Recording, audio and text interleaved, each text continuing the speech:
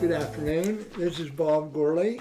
I have the honor of talking to State Senator Scott Hutchinson today. Welcome, Scott. Hey, Bob. How are you today? Good to see you. Thanks for coming in. Glad to be here. Tell me about the Hutchinsons. Where are you from? Well, I was born and raised in Oil City. I still live here. My parents originally came from Clearfield County, but my dad came after they got married. Dad came here for a business opportunity, and the rest is history. Still here. Have one of 7 children, most of which are spread around the country. But I have one brother in Oil City, and the rest, there was 6 boys and a girl in our family, so it was a very active home life growing up. Where are you in the pecking order? Like first, second, third, fourth? So I'm third oldest. Third oldest of the. Yep. All right. You graduate from Oil City? Yes, graduated in 1979. I frequently say that growing up in Oil City in the 60s and 70s, I am so blessed to have had that opportunity. It's just a different world than it is today, but I'm just I wouldn't have traded it for anything in the world. I really wouldn't. I agree with you 100%. I think we were so lucky to be able to grow up in this. So how many people graduate from your high school class? There was, I think, about 312. So we were the beginning of the end of the baby boom. So there's a few classes that were bigger than ours, but since then it continues to tail lower. I think today they're down about half that number, maybe in the 150 or so. But it peaked probably 3 or 4 years before us, the numbers at Oil City, but then it continues to tail down. Then when you graduated from Oil City, where did you go? I went to the University of Pennsylvania down in Philadelphia. I was in the Wharton School.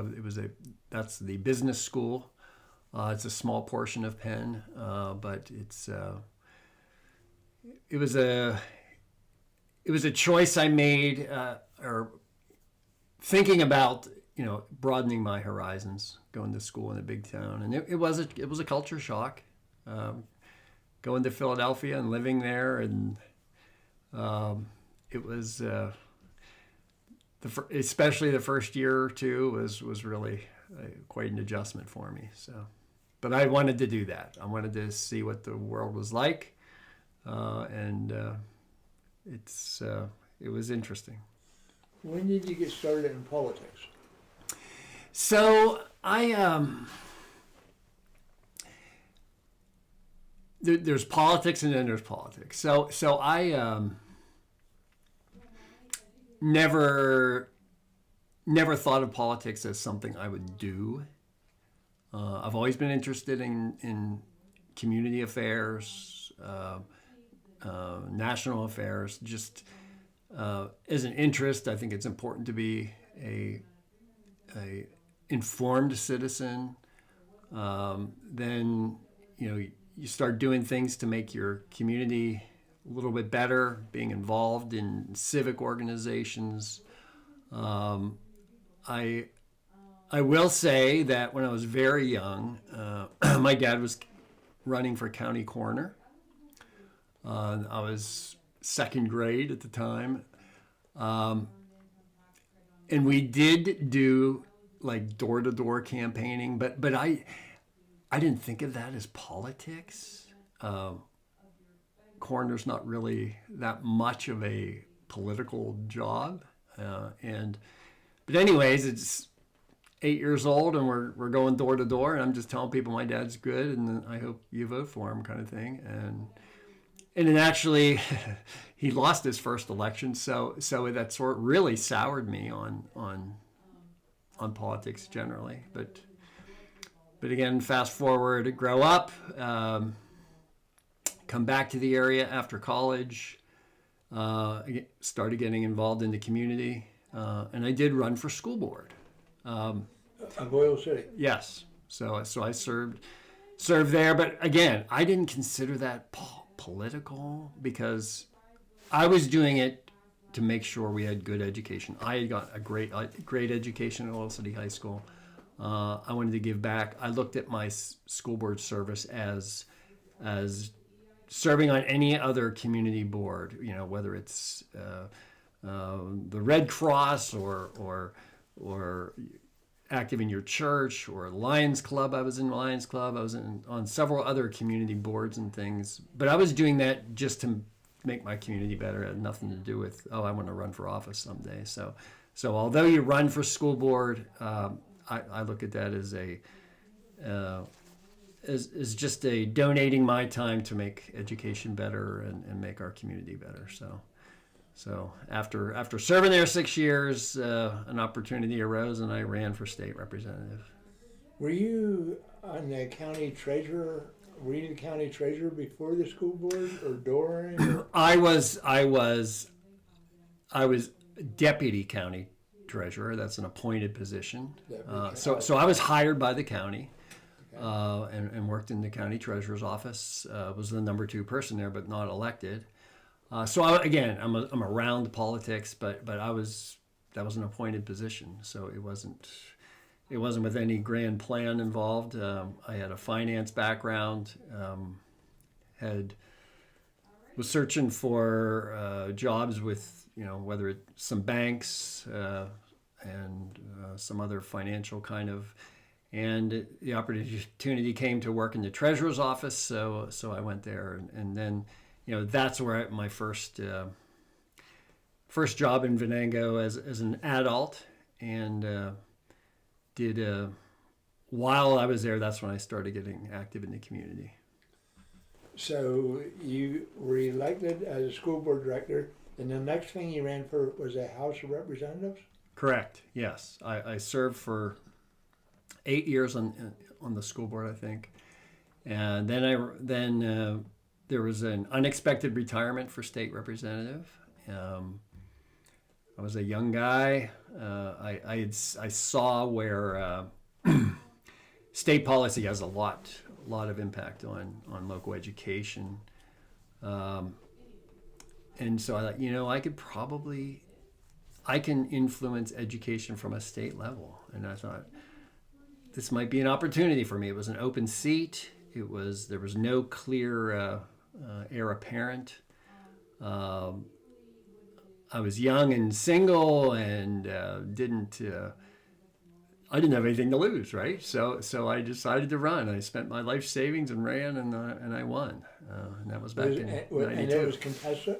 Yeah, there were 5 people in the primary, and then won that primary, and then had a general election that year also, and won that. So, how long were you a member of the House?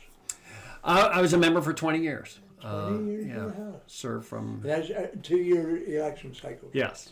Yeah. And then you became a senator. And how long are the senator? Are they 4 years? 4 years. 4 years. Yes. So yes. The House is 2. Right. How much time do you spend in Harrisburg? Is it Harrisburg? Yeah. How much time do you spend on that? It's very approximate, but I tell people it's about half and half. Sometimes of the year I'm here a lot if we get the budget done on time. That means most of July and August would be in the district. We do have committee meetings from time to time, but those can be down and back, or maybe 2 days here, day there, kind of thing. Or else in other areas of the state where we may have committee meetings, but same with at the holidays, end of the year, December, January, not there a whole lot, but other in June when we're the lead up to the budget, we're there a lot, and a normal session week, I would drive down on a Sunday night, come back Thursday probably, and so So again, most weekends I'm home, not always. Sometimes we have things, again, but especially a budget time through the weekend. But when it's all said and done, if you look back over a year, it's approximately half and half. Of the different times you ran for a public office, which one was the closest? Was there any of them that were pretty close? My first election was pretty close. With the school board or with the House? With the House. My first House election was. So that was your closest race of all of them. Well, and then my first reelect was even closer. Oh. So I served 2 years. Getting reelected was a barn burner. It was I had an opponent who actually he actually ran against me in the primary.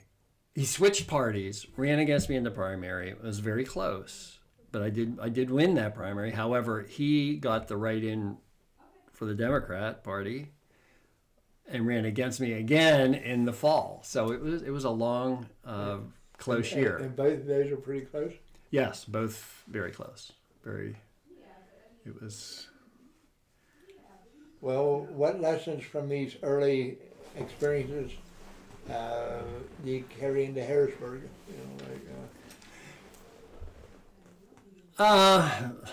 There's a lot, but so are you talking more about the political side or just growing up or for if somebody else decided they were going to turn into a politician, what would your suggestions be? I think number one is to know your community, and the best way to do that is to be active in the community. There are countless nonprofits, charitable groups, civic organizations, and they're in touch either directly or indirectly with the heartbeat of what's going on. And how else can you know the opportunities, but also the weaknesses in your community that you can go to bat for until you're involved in those kind of things. I learned a lot about education from my school board service. I was in contact with people from all walks of life in other community organizations, seeing, learning about them, learning about how government affects them, how both personally, but also business leaders, for example. Government has a lot of impact on businesses, and you can learn from people who are in the business world about government should do this better, or they're doing a great job on this, and that community interaction, basically knowing what and who you represent. That's how you can do it. And and in the end, if you don't run for election, it's still, we have a stronger community if people are involved. So I always preach that to young people. When you were in the House, how big of a territory did you represent? For most of my term, my district, it was very unique actually, because I had the exact boundaries of Venango County. So I just had Venango. At the end of my term, they added a few townships in Butler County, but for most of my time, I was just representing Venango. At the time, there was one House seat like that had all of a county, no more or less, and there was one Senate seat like that had one, and that was the Dauphin County seat. That Senate seat used to be just Dauphin County, and that was, but since then, because of population shifts, my former House seat now, it had Butler, now it pushes into Crawford County a little bit. And then your Senate seat, how big is your Senate seat compared to your House seat? So House seats today are approximately 65,000 people. the Senate seats are about 260,000 people. So I have all or part of 6 counties. I have all of Venango County, all of Clarion County, all of Warren County, all of Forest County. I have a small portion of Erie County in the Corey area, and then I have about half the population of Butler County also. So it's quite big. All are part of 6 counties. I think I'm the land mass wise. I think I'm the 3rd or 4th largest. I guess I'd be the 3rd largest land mass of any Senate because we're rural and people are spread out. So, but as I said, it's over 250,000 people, and quite spread out, but very keeps me moving. How many House members are there? There's 50. Or I'm sorry, House. 203 senators, 203 House members, 50 senators. Listen, I'm mixing. So there's 50 senators. Yep. And 200 senators. Yep. Okay. You graduated from Wharton with a degree in economics. Yes. And how's that influenced your priorities as chairman of the Senate Finance Committee?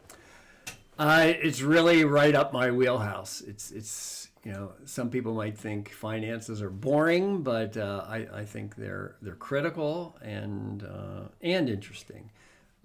So we have, just to clarify, there are two committees that deal with money matters in particular. So there's the Appropriations Committee. That's the committee that spends money. They're when we're going through the budget time, they're talking about what should we spend on, how much, and try to make those kind of priorities. As the Finance Committee, we are more in tune with where's that money coming from. What should the tax rate be? What kind of tax policy should we have to make Pennsylvania better? Whether that's higher rates, lower rates. Do we want to have very intrusive taxes against businesses? All those kind of things. That's what I deal with. Whether or tax credits for if we're trying to get to try to prioritize where people donate, for example. That tax policy, I think, is critical for Pennsylvania's future, but it's also very important just to make sure the government has enough resources to pay for what's being spent on the other side. Why did you decide to transition from the House to the Senate? So Senator Mary Jo White, my predecessor, announced her retirement. I thought of the Senate as a higher platform where I would have more influence on the things that are important. As one of 50, I have a louder voice. I have a bigger imprint on policy and bills that get passed. And so I thought, I'm going to take on this new challenge and run in a bigger district, and hopefully be able to use my experience in the House. The issues are the same. If something's going to become law in Pennsylvania, it has to be voted on by House and Senate. So I had a head start on working with the myriad of issues that are state government, but from the Senate and the platform of being one of 50, I can have more influence on getting things done that I think are good. So I thought it was a great opportunity and a challenge for me to run for that, and that was I've enjoyed the new challenge. Again, I had to get to know a lot more people. Lots of new counties, lots of people I'd never dealt with, but by and large, the people in my district have the same core values. This is rural northwestern Pennsylvania. We have a lot of the same challenges across the board that my smaller House district had. So it's been a great position to advocate from. Did Mary J. White endorse you?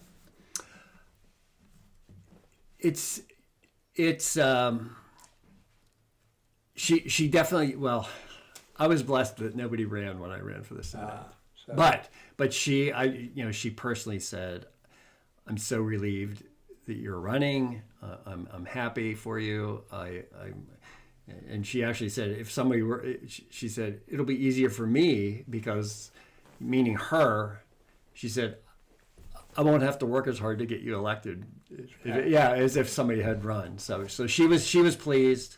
I consider her a mentor and just a very solid individual, a great senator, and she had a lot of impact herself. And we had worked together forever anyways because, I mean, she's from Venango County, so I knew her before politics, but I also worked with her on a lot of issues when I was in the House and she was in the Senate. As chairman of the Finance Committee, what's the biggest fiscal challenges facing Pennsylvania right now? I think the biggest thing is looking at the long term of Pennsylvania and trying to make sure that we are a prosperous state. We need, among a lot of other things, but we need to have a competitive tax climate so that jobs will locate here. And by that, the big example at this point is the corporate net income tax. Pennsylvania, unfortunately, has one of the highest corporate net income taxes in the entire country. But we're competing against other states for growth. We want businesses to locate here. We want, and probably not as talked about, but even more important, the businesses that are here, if they're going to grow, we want them to grow here. We don't want them to say, oh, we're doing great, let's build another facility in another state. We want them to have, if they have that tie to Pennsylvania already, we want them to expand here. And so having a competitive tax climate in this example, and then there's lots of other more nitpicky things, but having a corporate net income tax rate that is competitive with other states. And so we have started a 10-year reduction, step by step, of that corporate net income rate. We're in year 3 of that. Quite frankly, I'd like to make it, instead of a 10-year, I'd like to make it a 5-year plan. But we're not there yet. I've tried the last 2 budget cycles to get that, but have not. But still, the other plan continues to move on. It is in law that it will reduce to 4.99 after 10 years, and like I said, 0.5% per year. It's going down. So by that point, we'll be in the lowest 1/3 of corporate rates. So that'd be a great achievement. Again, I'd like to do it faster than 10 years, and that's what I've been working on the last couple of years because we put the other plan in place about 4 years ago. So I'll continue to do that. Lots of other things, non-tax, but making sure Pennsylvania grows in the future. We've been stagnant. We continue to lose population, and we want the jobs. We want the people, and we just want to have a prosperous Pennsylvania. Northwest Pennsylvania has a mix of energy resources, manufacturing, and natural assets. As Vice Chairman of the Environmental Resources and Energy Committee, what's your take on balancing energy production, like natural gas, with environmental protection and job creation? Again, big time in my wheelhouse. I love telling people in Harrisburg that I've born and raised in Oil City. That's our heritage, and we had energy here. We have energy here, and we should take advantage of it. The finding of and using the technology to be able to get the Marcellus gas has been a game changer for Pennsylvania. We have so much energy here, and we should be talking about the reality of what that means. Some people try to, it's so bad. folks, my whole life, until, my whole life, the people have always referred to natural gas as the clean energy. That's what they always called it. Yes. Then all of a sudden, it's in abundance, and they're trying to say it's not clean, but it's very clean. It's efficient. For those who are worried about climate change, we have reduced greenhouse gases more than any country in Europe. It cleans. It's a clean burning energy, and we should take advantage of it. And we should use that to produce electricity, which we also is very important in today's economy. And I'm all in for taking advantage of that. And again, I think it's clean. I think it's clean to produce. You know, people talk about you can drill a well miles away from the actual gas deposit itself, and no one even knows it's under their feet. Because in that respect, I think, for example, we have state forests and that you can be a couple miles away and drill underneath that state forest and produce a ton of energy, and the state would get royalties on that. I think it's a no-brainer. I really do. But our last couple governors refused to allow that to happen. The one governor did allow it to happen, and he actually was a Democrat, Governor Rendell, which signed leases to produce natural gas on state lands.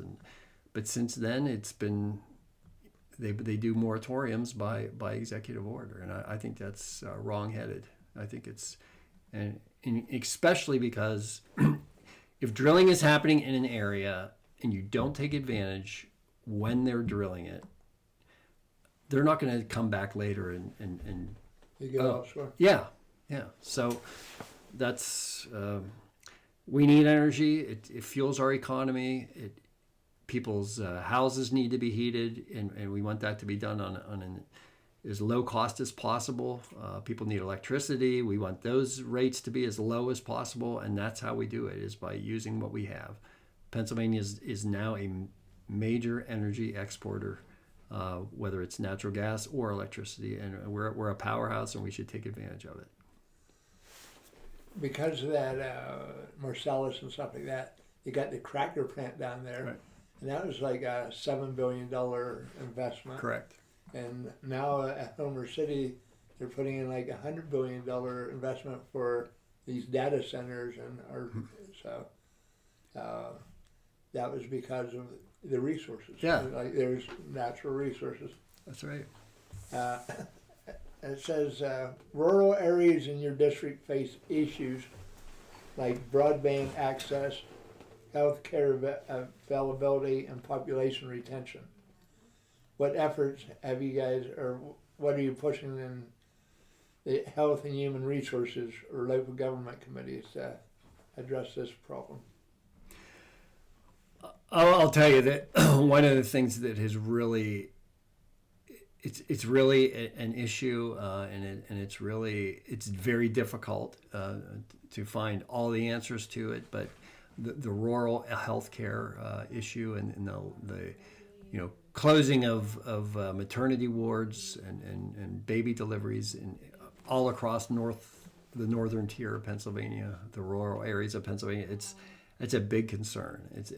I don't know what the answer is. We have allocated special funds for critical care hospitals in that area, but we need more than that. We need some outside the box thinking, and I'm constantly in conversations with those who have ideas, but I can't say we have the magic bullet. Healthcare is critical, and if we want to grow as the rural part of Pennsylvania, we have to.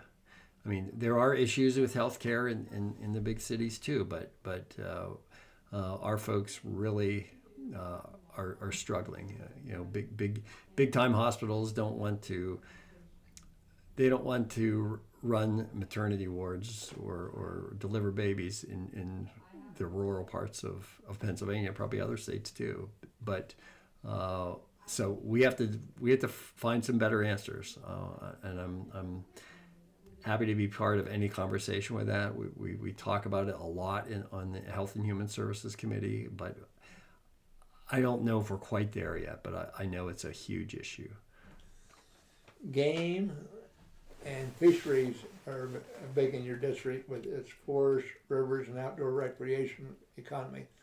How do you approach wildlife management, hunting, regulations, conservation in today's political climate? It is interesting. So I am, having grown up here, and hunting was a big part of my growing up. It was a big family thing. My brothers and I and my dad.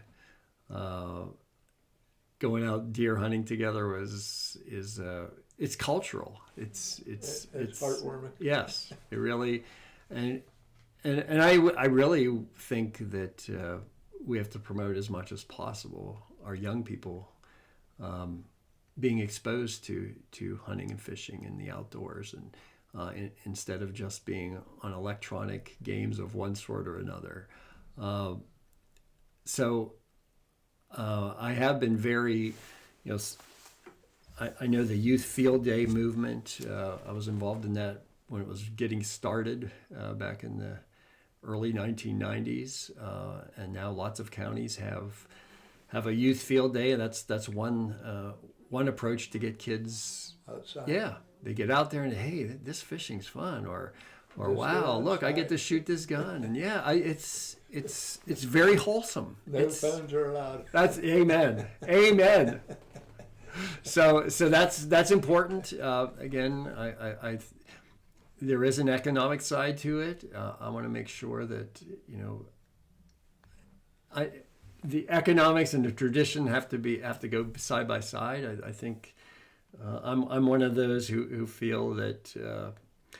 I wish the first day of deer season was the Monday after. After Thanksgiving. Yes, that's how I grew up. I think that was the nicest. And it was great for the rural businesses. Yes. Because the hunters would come to the area, and then they'd spend money over the weekend. Yeah. Instead of I'm going to buy all my stuff in Pittsburgh and then go up and go straight to the woods. Yeah. But that is. It's a big part traditionally, but it's also a big part of our economy, and I want to promote both as much as possible. Hunting is the best way to make sure also that our wildlife is at the right population levels. Some people we don't need hunting anymore. We absolutely do to control the number of wildlife and what that does to our forests. If you get too many deer, it not only does it destroy the forest, there can be a collapse in the whole population of deer, and then pretty soon you have none. So it destroys your cars too. Oh boy! So Pennsylvania often debates education funding, school choice, and property tax relief. Drawing from your early days on a local school board, what reforms do you support to make education more equitable and sustainable across urban and rural districts? Well, we have a couple things going on there. So traditionally, believe it or not, the rural small districts, if you go on a per student basis, we do get more per student than the wealthy districts of outside Philadelphia. Be that as it may, we also don't have the resources locally to provide the education. So that's why the formula was set up that way, so that the poorer communities would get more per student than the wealthier communities, and we have to fight to make that continue to be true, because there are other districts that say, how come they get 10,000 per student and we only get $4,000 per student. And so we rural legislators, Democrat and Republican, are always fighting that. Again, our communities don't have the resources. We don't have the wealth. And so for every child to get the education they deserve, we deserve to get more per student. I also think part of that mix is allowing parents to assess what they feel is the best education for their children, and if they get state resources to follow that student so that they have an opportunity. Different children learn different ways, and some need more personal involvement from teachers. For them, smaller classes, one-on-one. Some have emotional, social issues that online learning works better, or whatever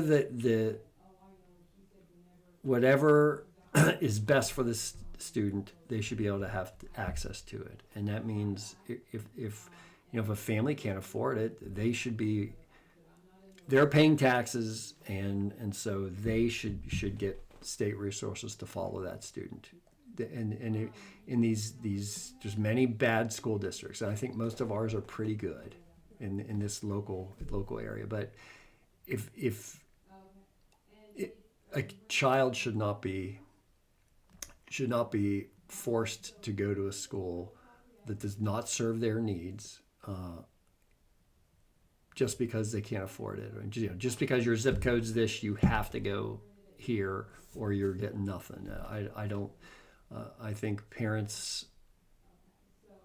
know what's best for their children, and they should have the ability to get their children hooked up with the educational provider that they think is best for their child. You've been re-elected multiple times, most recently in 2024. What motivates you to keep serving all these years? Well, number one, I do think I have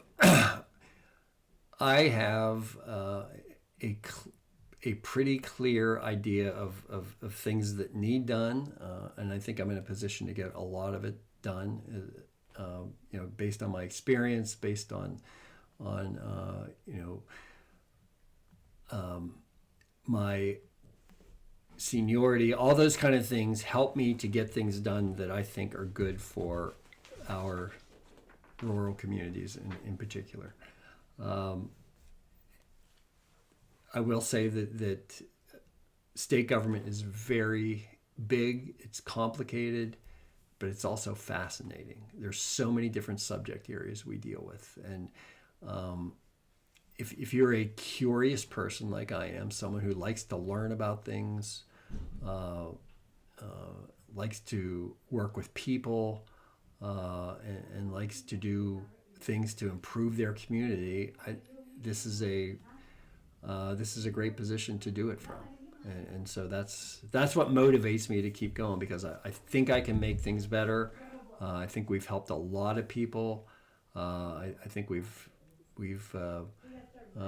done a lot to make Pennsylvania and our communities better, and I want to continue to do that. So that's why I keep running, and God willing, my health hangs in there. We're full speed ahead. What's the current breakdown in, as senators? Is it 25-25, or where's that? How many Democrats, how many Republicans are there? So right now it's 27 Republicans and 23 Democrats. And how close is it in the House right now? Right now there is a one vote difference. There's 102 Democrats and 101 Republicans. So and it's been that way for 3 years now. I mean, they went through another election cycle, and at the end it was the exact same, 102 to 101. Those are both mighty close. Yes, they are. Yes, they are. And so we have a divided government in Pennsylvania. That does make we have a Democratic governor, we have a Democratic House, barely, but it's Democrat, and then the Senate is Republican. So we have to figure out how to work together. That's why we had a rough budget cycle last year. Didn't get done till later because there's some basic philosophical differences in what we believe should be done, but we have to work them out in the end, and that's the picture of Pennsylvania politics today. If you could pass one major piece of legislation in the next couple of years that you think would be the biggest positive impact on Northwest Pennsylvania, what would it be? Well, again, my wheelhouse. I'm so much in the tax policy side of things. I would love to drastically, even faster, drastically improve the taxes on businesses in Pennsylvania. So job creators are here. Government does not create jobs itself. We don't do that. People say, well, why don't you, why don't you as a state senator get some jobs here? We can't do it directly. We have to do it indirectly, and that making sure regulations aren't through the roof that impede businesses from growing, or making sure taxes are responsible so that businesses can grow, or same with energy rates and all those kind of things. It's more like government should get out of the way so that the private sector can flourish. And again, from the finance area that I work in a lot, the number one thing would be to continue to make our business taxes more competitive. But I'm also, again, energy is huge. We have it here. We should take advantage of it, and that helps the whole state. If we have low electric bills, or if we have lower gas bills to heat your house, if businesses have lower energy costs, again, they're going to go where the lower energy costs are, and they're going to expand where the lower energy costs are, and those are the kind of things that I would love to have a magic wand and happen tomorrow if I could. Does the state representative senators, you guys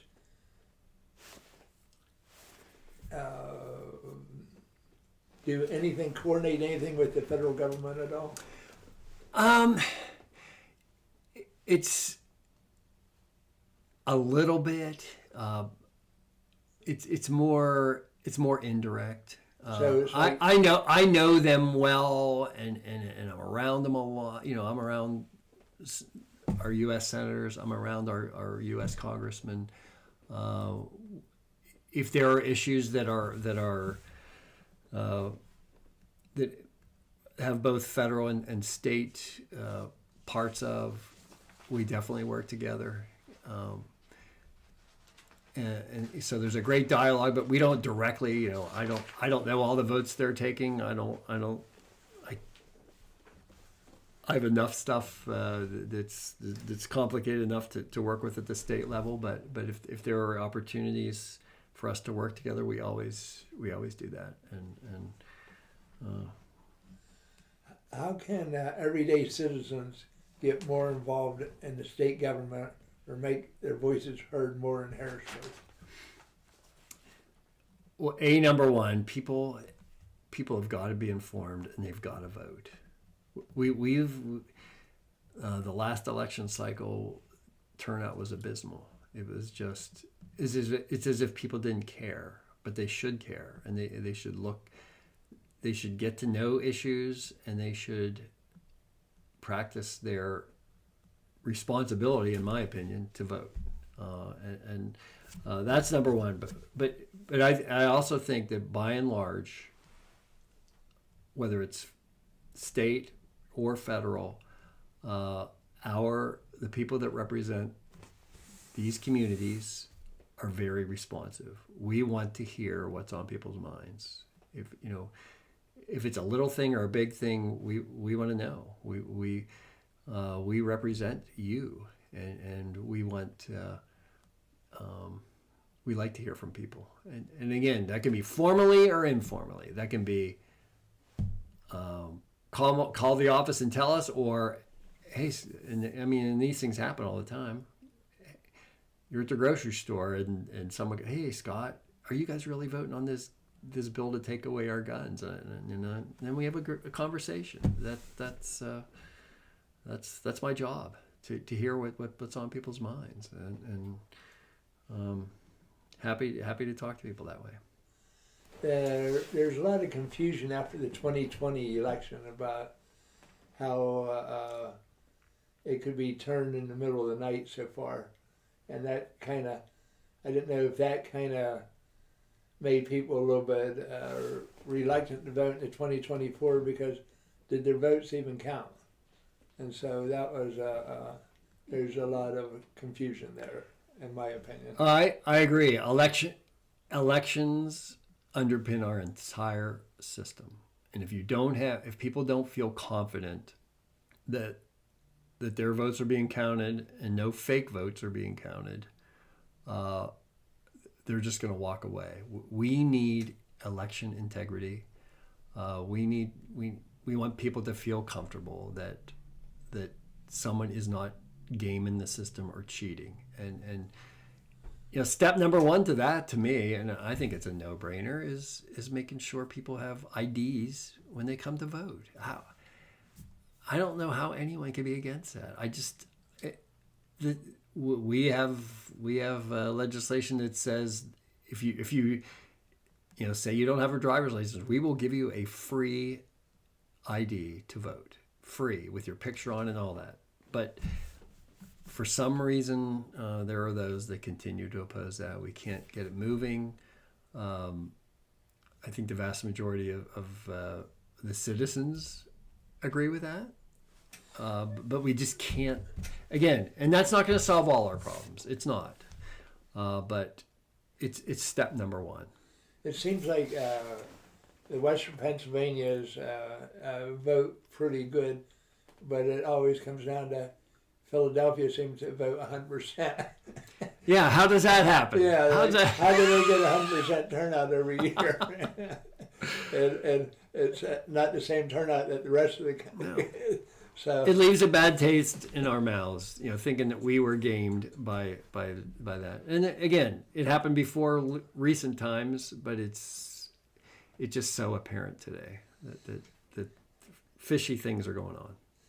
So I have seen you at some different musicals or things like that. When did you get interested in music? Well, I've always thought music's important, and it's relaxing and enjoyable.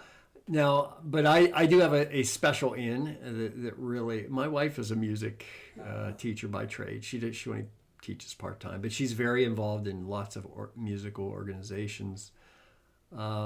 And really, whether she's performing or not, it's become a big part of our life. And again, I'm doing nothing. I'm sitting there listening, enjoying, clapping, because I have no talent. I don't, but I enjoy seeing my neighbors or people that I know performing, sharing their talent, their skills. Because it's good for everybody. So you don't play any musical instruments? No. Never have. And your family wasn't super into music? No, not really. I mean, in hindsight, as I have several brothers that sing, a lot in choirs and in church. I mean, I sing in church, but I'm not in the choir at church. But so music was there in a low-level way as growing up, but as we got older, a lot of us got more into it again. So your wife Polish, yeah. Or yes, it made me, yeah. And again, it started.